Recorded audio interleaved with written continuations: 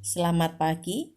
Bagi GKI Ngupasan, bulan Mei adalah bulan misi, mengingatkan bahwa kita semua diutus untuk bermisi. Tujuan bermisi itu bukan kristenisasi. Tujuan bermisi adalah menyampaikan kabar baik yang telah terlebih dahulu kita hidupi. Sehingga modal utama bermisi adalah memahami iman yang kita imani dan amini. Karena bagaimana kita dapat bermisi jika kita sendiri tidak paham akan siapa yang kita imani dan amini. Bacaan kita diambil dari Kisah Para Rasul pasal 17 ayat 24 sampai 27, dilanjutkan ayat 31. Saya akan membacakannya dari Alkitab Terjemahan Baru edisi kedua, sementara yang tercantum diambil dari Alkitab Terjemahan Baru edisi pertama.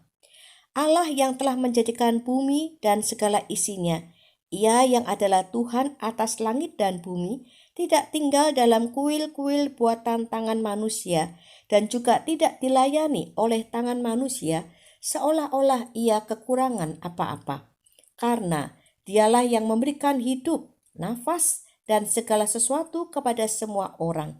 Dan dari satu orang saja, Ia telah menjadikan seluruh umat manusia untuk mendiami seluruh muka bumi, dan Ia telah menentukan musim-musim bagi mereka dan batas-batas kediaman mereka, supaya mereka mencari Allah dan mudah-mudahan mencari-cari dan menemukan Dia, walaupun Ia tidak jauh dari kita masing-masing. Karena Ia telah menetapkan suatu hari ketika Ia dengan adil akan menghakimi dunia oleh seorang yang telah ditentukannya, sesudah Ia memberikan kepada semua orang suatu jaminan tentang hal itu dengan membangkitkan Dia dari antara orang mati. Bagian ini berkisah tentang Rasul Paulus yang berada di Athena, kota yang pada waktu itu menjadi pusat kebudayaan tertinggi.